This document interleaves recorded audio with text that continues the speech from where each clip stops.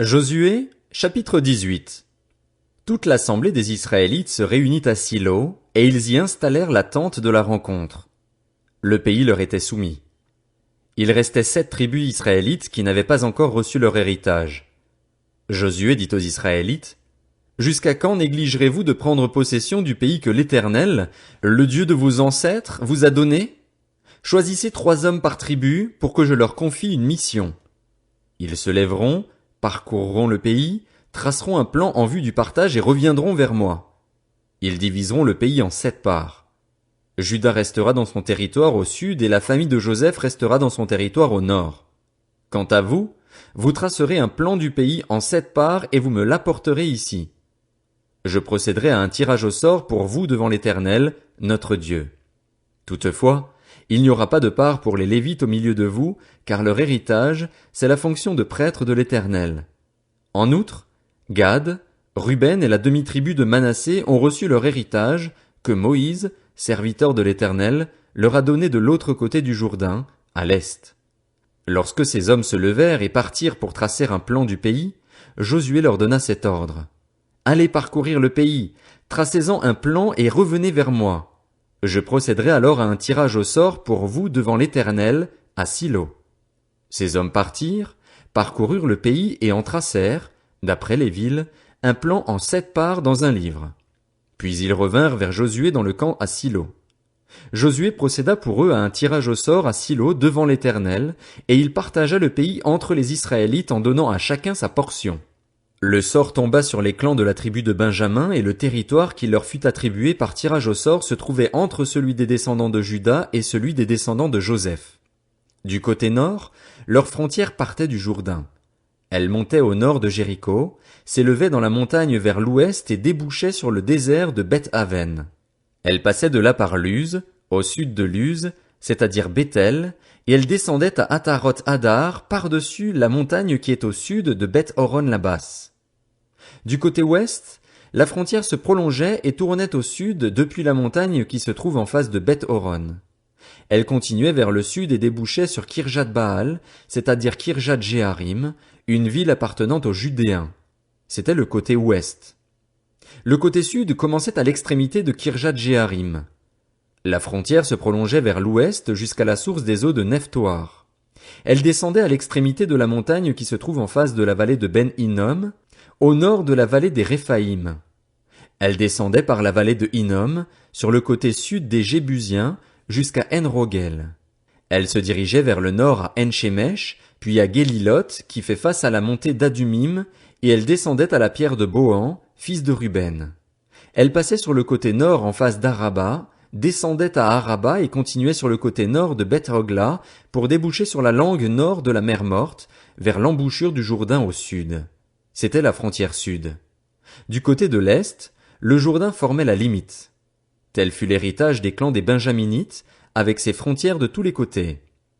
Les villes des clans de la tribu de Benjamin étaient Jéricho, Beth-Hogla, Émek-Kétzitz, Beth-Araba, Tsémaraïm, Béthel, Avim, Para, Ophra, Képhar Ammonaï, Ophni et Géba, soit 12 villes avec leurs villages.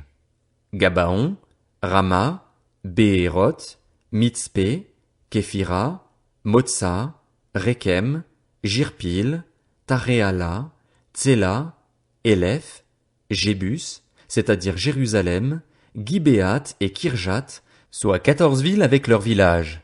Tel fut l'héritage des clans des Benjaminites. Josué, chapitre 19. La deuxième part fut attribuée par tirage au sort à Siméon, au clan de la tribu de Siméon. Leur héritage était situé au milieu de celui des Judéens. Ils eurent dans leur héritage Beer-Sheba, Sheba, Molada, Hatsar-Shual, Bala, Hatsem, El-Tolad, Béthul, Horma, Tsiklag, Beth-Markabot, Hatsar-Susa, Beth-Léabot et Charushen, soit 13 villes avec leurs villages. Aïn, Rimon, Éther et Achan, soit 4 villes avec leurs villages. Ils eurent aussi tous les villages situés aux environs de ces villes jusqu'à Baalat-Béer, c'est-à-dire Ramat du sud. Tel fut l'héritage des clans de la tribu de Siméon. L'héritage des Siméonites fut pris sur la portion des Judéens. En effet, la portion des Judéens était trop grande pour eux et c'est au milieu de leur héritage que les Siméonites reçurent le leur. La troisième part fut attribuée par tirage au sort au clan des Zabulonites. La frontière de leur héritage s'étendait jusqu'à Saride. Elle montait à l'ouest vers Maréala et touchait Dabéchet, puis le torrent qui coule devant Joknéam. De Saride, elle tournait à l'est, vers le soleil levant, jusqu'à la frontière de Kislot-Tabor, continuait à Dabrat et montait à Japhia.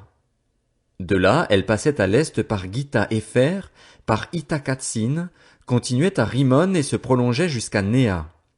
Elle tournait ensuite du côté du nord vers Anaton et débouchait sur la vallée de Jiphtar-El. Leur territoire comprenait en outre Katat, Nahalal, Shimron, Jidéala, Bethléem. Il y avait 12 villes avec leurs villages.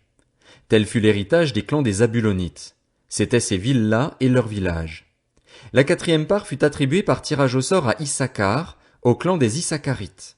Leurs frontières passaient par Jizréel, Kesulot, Sunem, Apharaïm, Shion, Anasharat, Rabit, Kishjon, Abetz, Rémet, Enganim, Enhada et Beth-Patsetz.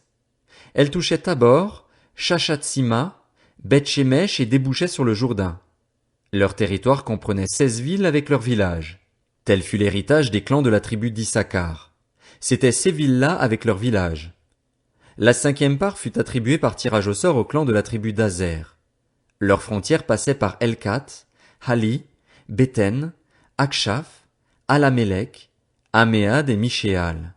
Elle touchait, vers l'ouest, le Carmel et le Sichor Libnath. Puis elle tournait du côté de l'est à Beth-Dagon, atteignait Zabulon et la vallée de Jiphtar-El au nord de Beth-Émec et de Neiel et se prolongeait vers Kabul, à gauche, ainsi que vers Hébron, Rehob, Ammon et Cana jusqu'à Sidon-la-Grande. Elle tournait ensuite vers Rama jusqu'à la ville fortifiée de Tyr et vers Oza, pour déboucher sur la mer en passant par la région d'Akzib. Leur territoire comprenait de plus Huma, Aphek et Rehob. Il y avait 22 villes avec leurs villages. Tel fut l'héritage des clans de la tribu d'Azer. C'étaient ces villes-là et leurs villages. La sixième part fut attribuée par tirage au sort au clan des Nephtalites. Leurs frontières s'étendaient depuis Hélef, depuis le chêne de Tsaananim, passaient par Adami-Nekeb et Jabnil jusqu'à Lakum et débouchaient sur le Jourdain. Elle tournait vers l'ouest à Aznot-Tabor et de là continuait à Hukok. Elle touchait Zabulon du côté du sud, Azer du côté de l'ouest et Juda. Le Jourdain était du côté de l'est.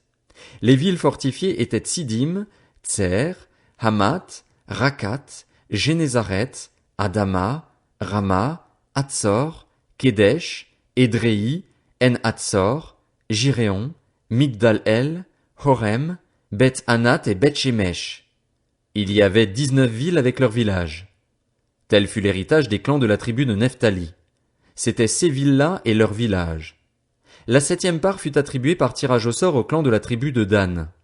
Le territoire dont ils héritèrent comprenait Tsoréa, Eshtaol, Ir-Shemesh, Shaalabin, Ajalon, Jitla, Elon, Timnata, Ekron, Elteke, Gibéton, Baalat, Jéhud, Bénéberak, Gathrimon, Méjarkon et Rakon, avec le territoire qui fait face à Jaffa. Toutefois, le territoire des Danites dépassa ses limites. Les Danites montèrent et combattirent contre l'Échem. Ils s'en emparèrent et la frappèrent du tranchant de l'épée. Ils en prirent possession, s'y installèrent et l'appelèrent Dan, du nom de leur ancêtre Dan. Tel fut l'héritage des clans de la tribu de Dan. C'étaient ces villes-là et leurs villages. Lorsqu'ils eurent fini de procéder au partage du pays d'après ses frontières, les Israélites donnèrent à Josué, fils de Nun, une possession au milieu d'eux. Conformément à l'ordre de l'Éternel, ils lui donnèrent la ville qu'il avait demandée, Timnath-Sérar, dans la région montagneuse d'Éphraïm. Josué reconstruisit la ville et y habita. Tels sont les héritages que le prêtre Éléazar, Josué, fils de Nun, et les chefs de famille des tribus israélites distribuèrent par tirage au sort devant l'Éternel à Silo, à l'entrée de la tente de la rencontre. Ils mirent ainsi un terme au partage du pays. Josué, chapitre 20. L'Éternel dit à Josué, parle en ces termes aux Israélites, établissez-vous, comme je vous l'ai ordonné par l'intermédiaire de Moïse, des villes de refuge. L'auteur d'un homicide, celui qui aura tué quelqu'un involontairement, sans en avoir l'intention, pourra s'y enfuir. Elles vous serviront de refuge contre le vengeur du sang. L'auteur de l'homicide s'enfuira vers l'une de ces villes, s'arrêtera à l'entrée de la ville et exposera son cas aux anciens de cette ville. Ils l'accueilleront chez eux dans la ville et lui donneront un endroit où habiter avec eux. Si le vengeur du sang le poursuit, ils ne livreront pas l'auteur de l'homicide entre ses mains, car c'est sans le vouloir qu'il a tué son prochain et sans avoir été auparavant son ennemi.